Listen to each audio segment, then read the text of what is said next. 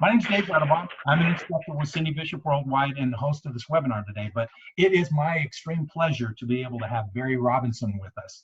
He is an expert, you guys. He's somebody that knows this information probably better than anybody else in the state of Virginia, quite honestly. He's a knowledgeable and trusted leader in all of the subject matter that has to do with, that's relevant to real estate transactions, that especially those that deal with the environmental issues such as mold, lead, paint, radon. But today specifically we are going to be talking about termites. So he has certifications in all of those different areas and is considered an industrial hygienist. So he understands the importance of these things and inspections, but he also understands how termite inspections can affect real estate transactions and how you need to be able to take a look at this topic and know that it's going to affect your business. So with that, a couple things that I wanted to mention before I turn this over to Barry. First of all, geniuses take notes, you guys. So make sure you don't miss any of the really important points that Barry's going to cover. Number two, friends share. Most of you probably are going to be seeing this webinar in video format. So you'll be able to join us on video, which is an opportunity for you to share this with your friends. If you see some benefit from it, please share it with your friends, okay? So with that, Barry, please take it away, sir. Thanks, Dave. And Dave, we are talking about wood-destroying insect reports today. We call them WDI reports for wood-destroying insect. Most of your real estate world calls them just a termite report, simply because that's the most popular and common pest that we deal with on these. But there are some other insects that are involved in destroying wood around your home. Carpenter bees is one. Those are those big black and yellow things that like bumblebees that bore holes in your wood, particularly around your eaves or underneath your deck rails. And then carpenter ants, one of the misnomers about them is they really don't eat the wood, but they will tear out wood and nest in it, so they're considered a wood-destroying insect. And finally, wood-boring beetles usually require high moisture content. You won't see them as frequently as you will the other wood-destroying insects in Virginia, but they will be sometimes in the understructure, particularly older homes or homes that may have damp crawl space or basement areas. You may recognize the beetle holes in hardwoods in antique furniture, the little tiny hole about the size of a pencil head. And I guess that makes it worth more money in the antique world, but not in the wood-destroying insect world. So let's get started. The wood-destroying report and the WDI report and how it affects your real estate transaction. Who's requiring the WDI report? You know, a lot of people are confused. In Virginia, there is no law that requires that a termite inspection be performed. Typically, mortgage companies will require it because they want to make sure that the collateral that they're loaning is not adversely affected by, thousands of dollars of termite damage. And usually real estate companies will put it in their contract to protect them from liability as well. In some cases, with a cash transaction, it may not be required at all by either a mortgage or a real estate company, but sometimes the buyer may request it in the state of Virginia. The report typically is going to include the insects we talked about earlier: termites, carpenter ants, carpenter bees, wood-boring beetles. We'll go through each one of those to help you be able to identify what you're dealing with. First, on your termite, as you can see, it's kind of a soft, very pale-looking worker termite. Usually the ones you see are not the one in the upper left, but the ones down in the bottom left that are called the swarming termites. And they're dark in color and have wings. They shed their wings shortly after swarming. And of course, people are very alarmed when hundreds of these things come swarming out of their house. They don't really do any damage. They just create the colonies, and the worker do the damage. In the upper right, you can see they build these mud tunnels that connect them to the foundation and to wood. And then, they create this damage by feeding on this wood, which is what they've done for millions of years. And their job in life is to, eat fallen timbers. And they actually break down those timbers and fertile the soil for new plant life. Problem comes in, we clear that land and build a house. We cut that same wood up in little pieces and put it right back, and I'm sure the termite doesn't care whether it's been cut up or rotten as far as feeding himself is concerned. And in Virginia, you really can't avoid them. In Virginia, we simply state that usually it's a case of not if you've had termites, but when. We're number 6 in the country with the amount of infestation of subterranean termites that we have. Carpenter ants, again, they make these little galleries in the wood. And you can see that in the upper left. On the bottom left, you can see that this frass or sawdust that they kick out. And what they do basically is they have a large worker that's kind of like the carpenter that goes in there with these big mandibles and jaws and rips that out and throws it out a kick-out hole. And it expands the area and allows carpenter ants to build their nest and have their eggs and young protected. You can see in that middle right picture, you see a pile just similar to the bottom left pile, and that's near a kick-out hole. That's an indication of carpenter ants where they're just like a trash chute on a construction site. They're throwing that shredded wood. It kind of looks like something out of a pencil, old pencil sharpener, if you remember what that looks like. And they will, you know, attack all structure areas of the home, studs, roofs. You find them more around areas where there's moisture, either wood contact or gutter areas, because the wood usually is required to be a little damp for them to tear it out. Once they get a foothold, though, they have been known to tear out good wood.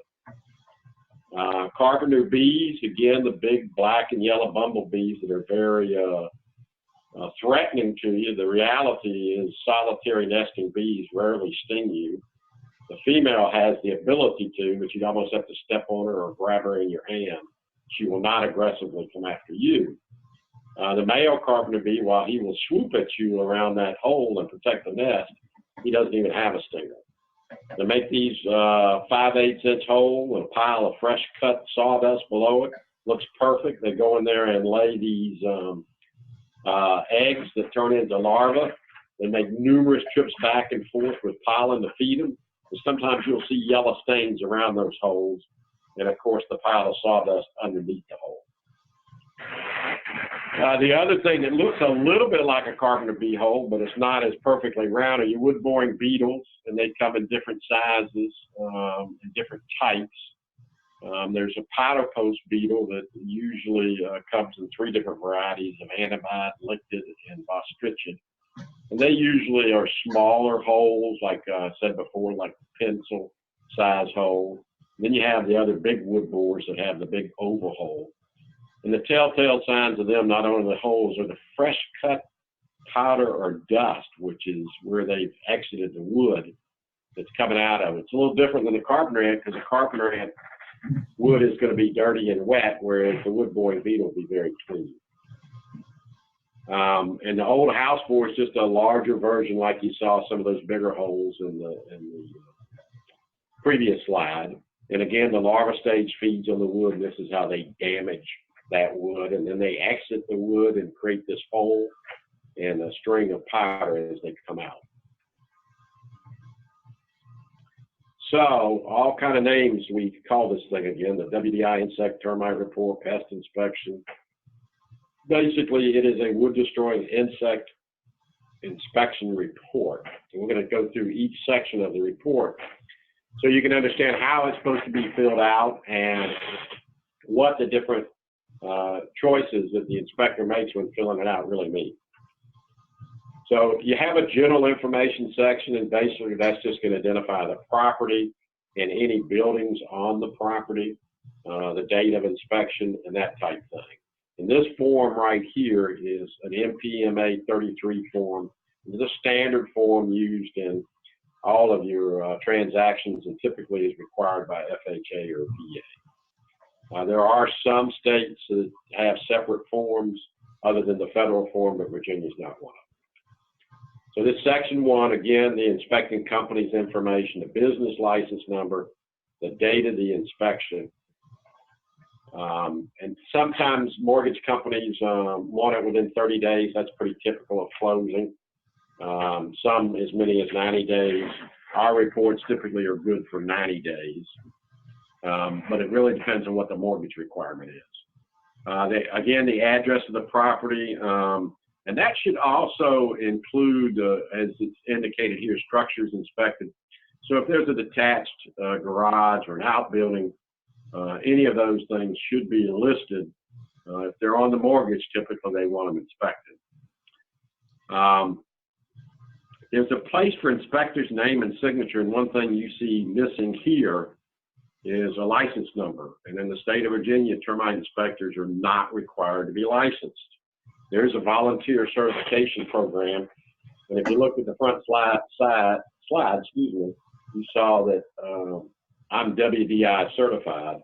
That's a separate certification that requires initial testing and exam and classroom hours, and then a recertification every 2 years to keep you current. And I highly recommend that if you're dealing with termite inspections, that you ask for people that are WDI certified. You'll find that they'll be more knowledgeable, better trained, and less likely to create a problem in your real estate transaction. So that's the general information. Section 2 is where the inspector starts putting down the information. And on this form, what he does is the visual inspection. He notes areas on the form that aren't accessible. And this is a snapshot in time. It's whatever he saw that day. It's not a guarantee that you will not get termites or wood-destroying insects in the future. And it doesn't protect you against any hidden damage, particularly if the property is occupied. And one of the reasons that there are listings in areas stating the areas that weren't accessible is to help you understand that. We'll talk about those in a minute. So it's a pretty straightforward section 2. Item A is no visible evidence of wood destroying insects was observed. You check yes or no. Okay. If you check no visible evidence, that's it. You're done as far as determining whether or not there's a problem. If there is visible evidence of wood destroying insects, and you check that box, then you need to define one of 3 items or maybe all 3 items that were observed. Were there live insects present?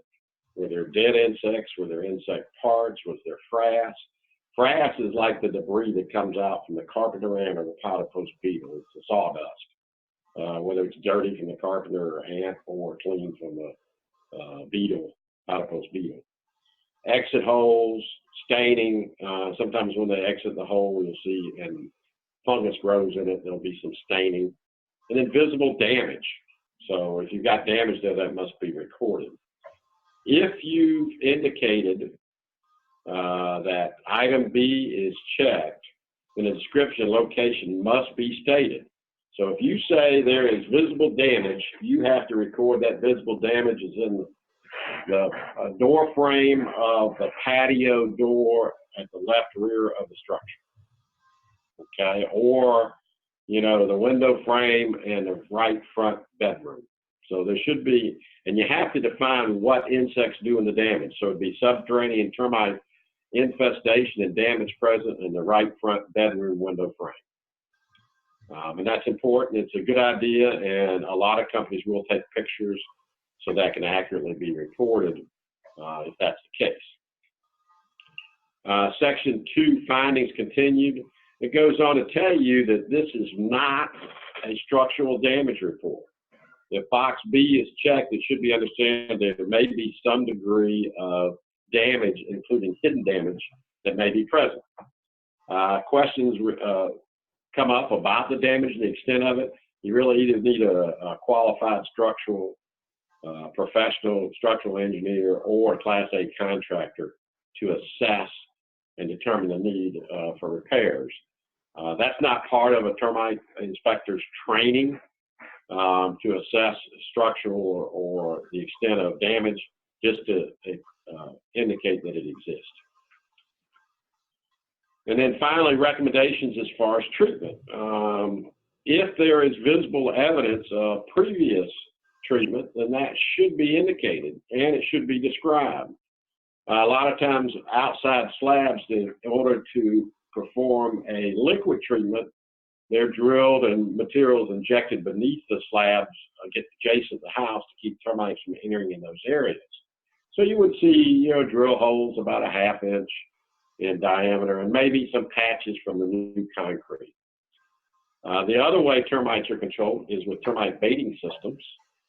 In a termite baiting system, you may see stations typically placed in some type of pattern, maybe every 10 feet or every 20 feet, usually within a foot or so of the structure.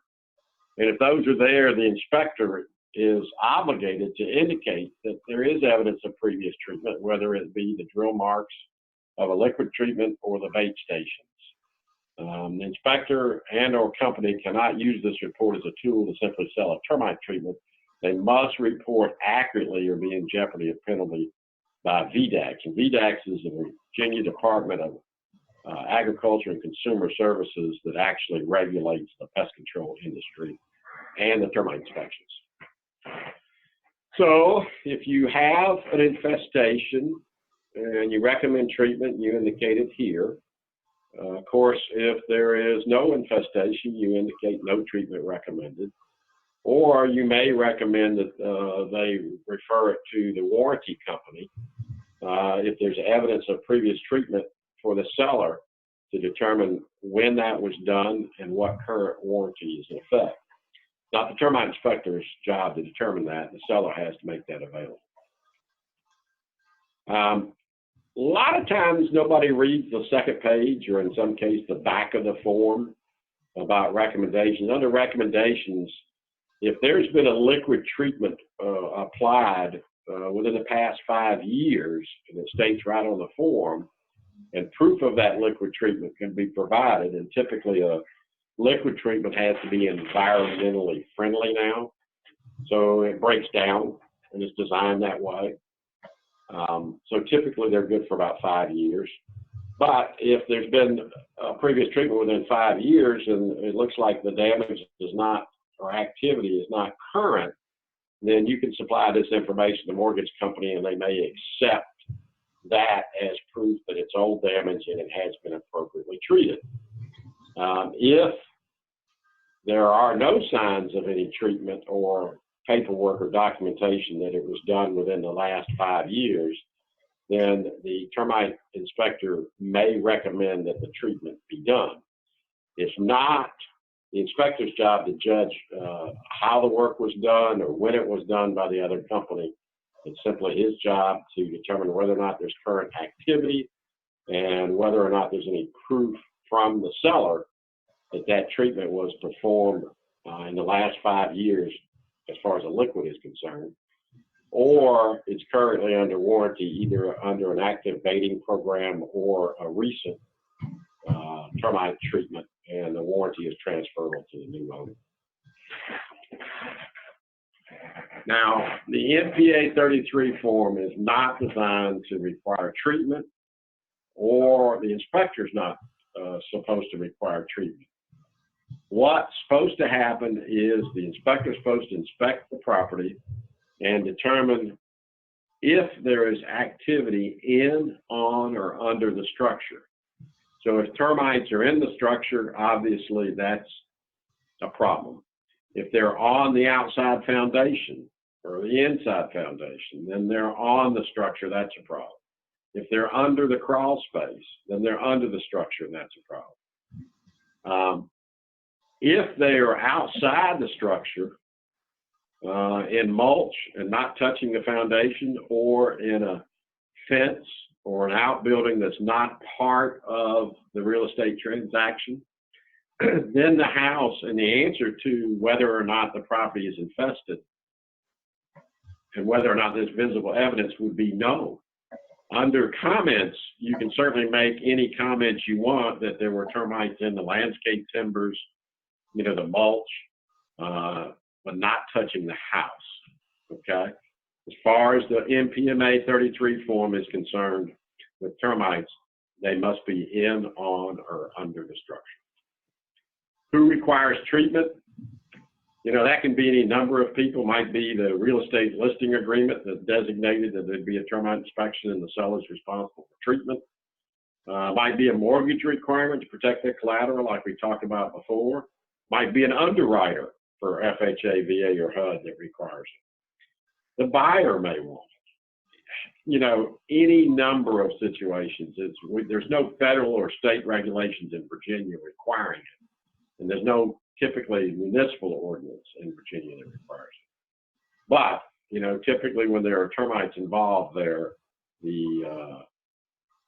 it is recommended that treatment be done by one of these entities unless it's a cash deal. If a party wants to dispute a treatment requirement, they must take the matter up with the requiring party. The inspector and inspecting company have no control over that. It's just their job to inspect and or recommend treatment, but their job is not to require that the property be treated. So if termites are discovered, a termite treatment is required by the appropriate party. Is it illegal to have a partial treatment, or what we call spot treatment in the immediate area be performed? State of Virginia, there's no legal requirement against doing a spot treatment. Most people find that the nature of termites know that it's kind of like spraying a trail of ants. Just treating the area where you see the termites is not going to protect the whole home. In Maryland and North Carolina, spot treatments are prohibited. And after all, treating 4 to 6 feet around in an immediate area is not going to protect the new buyer's investment nor the mortgage company's collateral. The chances are good the new buyer will be forced to have a full treatment in the following years. So the unsavory practice of doing this does occur. You need to be wise on it, because a spot treatment is not an acceptable method of protecting the property. And the NPMA issued showing the treatment was completed, along with a copy of the paid invoice treatment, will quite often indicate the specifications and the nature of the treatment. The party requiring the treatment needs to make the determination if they'll allow spot treatment. But as you always say, if your mother was buying this house, would you want the sellers or their team just to do the spot treatment? Probably not. So who is required for paying for the treatment? That should be disclosed in the document which is established, said requirement. It's a contractual item, and there may be more than one party requiring the termite treatment or the WDI treatment and or inspection. Typically, the seller, very similar to radon mitigation, pays for the treatment simply because, if that buyer decides not to buy the home, at that point they have to disclose the nature of the termites, and you can't really advertise a home, comes complete with termite infestation. So typically the seller's going to want to take care of it, because they'll have to take care of it with a new buyer as well. After performing that NPMA, completing the form, and there's no WDI evidence, the box area is checked. Does this mean that the structure is free of termite and termite damage or wood-destroying insect and wood-destroying insect damage? No. All the NPMA states is that the visible evidence of termite and or other wood-destroying insect infestation was disclosed. It doesn't cover hidden areas. It's not to be construed as a guarantee or warranty against future latent, concealed, or obstructed areas or future infestations of termites. It's not a guarantee or warranty to the absence of termites or wood-destroying insects, and it's certainly not a structural integrity report. It clearly states the inspector's training and experience do not qualify the inspector in damage evaluation or other building construction technology and or repair. So there's no guarantee, there's no warranty. It's an inspection to make sure that at the point in time that inspection was performed, and this is one of the reasons why the mortgage companies want the inspection done within 30 days, is they know that it can change. So you can't say the house was inspected once and 2 years later it shouldn't have termites, because termites swarm every spring.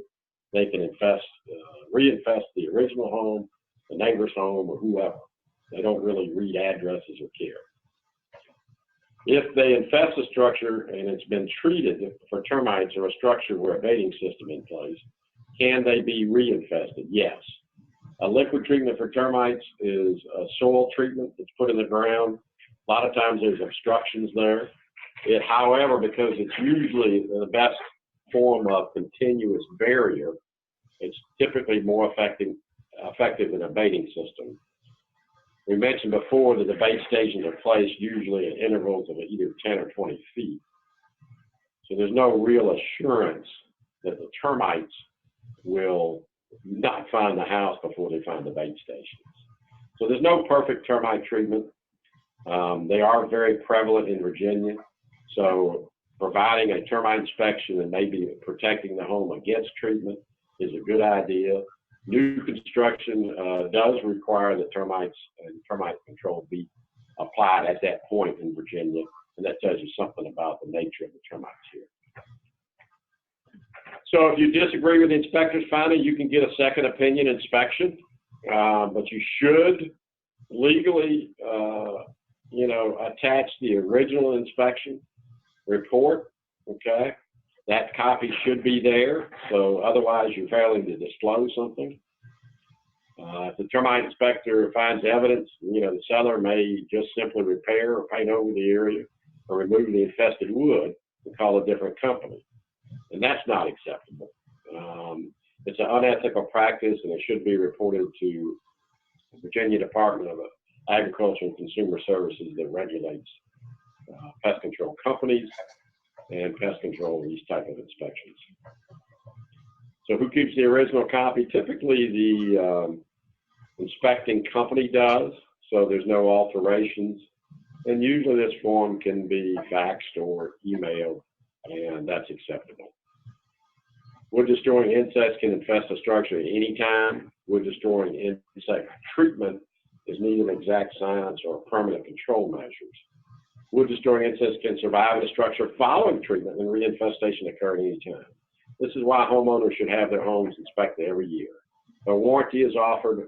Homeowners should speak to the pest control company, offering the warranty to understand the details and the fees associated with it. Here's some numbers. You can always contact me, either website or by phone, or if you need to schedule. This termite information came from some well-respected people in the industry. Kohler, the second one down, is from the University of Florida. Deanie Miller is the professor and extension specialist here at Virginia Tech, and Potter is out of Kentucky. And there's a Malice handbook of pest control that also assisted in this program. That's kind of like the encyclopedia of pest control. I hope this has been beneficial to you. And again, if we can help you further, feel free to contact us. Awesome. Thank you, Barry. I appreciate it, bud. Okay. As soon as I get All these right. things completed for you, I'll go ahead and it takes them a little bit to download, and then I'll have to edit them a little bit. So it'll probably be sometime next week, but I'll fire them off a link from YouTube so you can kind of take a look, okay? Sounds great. I appreciate it, Dave. You bet. Thank you, Barry. Take care. All right, you too. Bye-bye.